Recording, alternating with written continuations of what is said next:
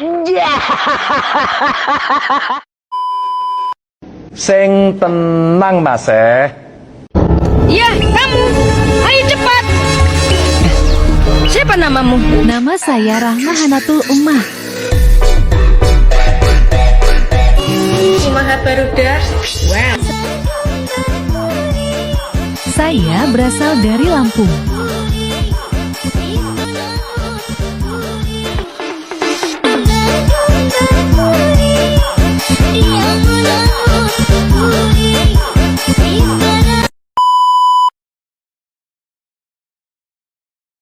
Assalamualaikum.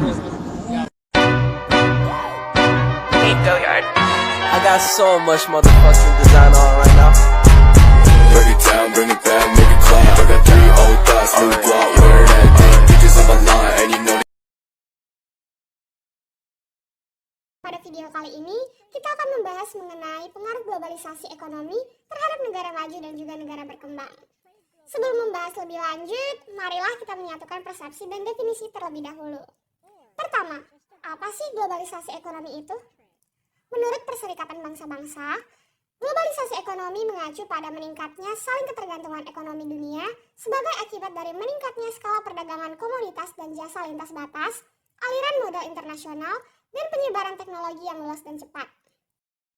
Banyak akademisi dan para ahli yang berpendapat bahwa faktor utama pendorong globalisasi ekonomi adalah meningkatnya arus informasi, uang, dan barang melalui perusahaan multinasional. Yang kedua adalah istilah negara maju dan negara berkembang. Dalam globalisasi ekonomi, istilah ini umumnya digunakan untuk membedakan sektor ekonomi yang mendominasi di suatu negara. Negara maju biasanya didominasi oleh sektor ekonomi, modal, dan teknologi. Sementara negara berkembang banyak bergantung pada sektor informal, contohnya seperti pekerja dan juga buruh. Sekarang kita akan membahas mengenai perubahan yang diakibatkan oleh globalisasi ekonomi. Dulunya, industri hanya beroperasi di negara asal.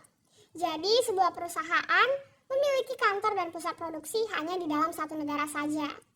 Namun, beberapa faktor seperti pencarian akses terhadap bahan baku dan murahnya upah buruh di negara-negara berkembang mendorong negara-negara industri yang pada saat itu didominasi oleh negara barat untuk berekspansi ke daerah lain. Inilah cikal bakal terjadinya perubahan di kedua pihak, yaitu negara maju dan juga negara berkembang. Seperti biasa, disiplin ilmu hubungan internasional memandang fenomena globalisasi ekonomi melalui berbagai perspektif. Yang pertama adalah perspektif pro-globalis.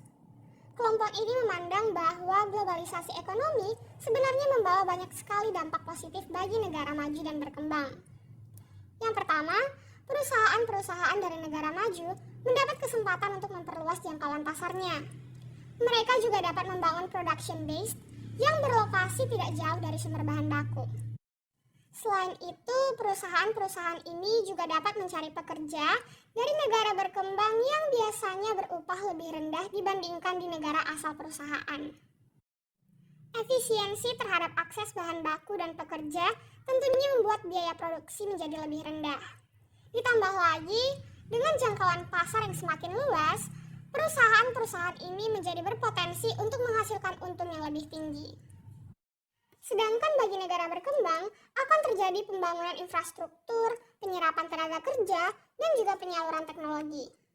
Untuk menarik perusahaan asing memasuki sebuah negara, pemerintah pada umumnya berupaya untuk memperbaiki infrastruktur seperti jalan dan juga alur transportasi di negaranya untuk mempermudah mobilitas semua pihak. Bahkan ketika sebuah MNC memasuki sebuah negara, mereka juga kerap turut membangun infrastruktur di negara tersebut. Contohnya adalah PT Freeport asal Amerika Serikat yang membangun jalur-jalur menuju kantor Freeport di Papua. Selain itu, perusahaan-perusahaan yang berasal dari negara maju akan membawa teknologi dari negaranya ke host country. Hal ini menjadikan pekerja di negara berkembang dapat beradaptasi dengan perkembangan teknologi pada sektor mereka. Selanjutnya adalah masuknya perusahaan asing ke sebuah negara pastinya akan menyerap sumber daya manusia pada host country. Hal ini akan berdampak pada meningkatnya aktivitas ekonomi masyarakat, bahkan juga ekonomi negara. Nah, selanjutnya terdapat perspektif kedua yakni anti-globalis. Kelompok ini memandang bahwa munculnya globalisasi ekonomi membawa banyak sekali dampak negatif bagi negara maju maupun berkembang. Pertama, berpindahnya banyak pabrik dari negara maju ke negara berkembang mengakibatkan orang-orang yang dulunya bekerja pada sektor tersebut harus kehilangan pekerjaan mereka. Hal ini pun berimbas pada meningkatnya fenomena pengangguran dan kemiskinan di negara maju. Sementara itu, pendirian pabrik-pabrik di negara berkembang kerap memunculkan berbagai permasalahan lingkungan, seperti sengketa lahan dengan masyarakat setempat, serta kebijakan pengolahan limbah di negara berkembang yang seringkali belum terlaksana secara efektif. Hal ini mengakibatkan polusi di daerah-daerah industri di negara berkembang. Selain itu, kelompok ini juga memandang bahwa globalisasi ekonomi merupakan agenda negara-negara barat untuk menggerus sumber daya dari negara berkembang dengan harga yang rendah. Nah, demikianlah perdebatan pro dan kontra mengenai dampak globalisasi ekonomi di masyarakat. Apapun dampaknya, satu hal yang dapat saya simpulkan adalah globalisasi dalam aspek ekonomi, politik, dan sosial budaya sekalipun merupakan hal yang tidak bisa kita elakkan. Oleh karena itu, kitalah yang sebaiknya membentengi diri dengan iman dan pengetahuan agar tetap bertahan bahkan berkembang dalam arus globalisasi.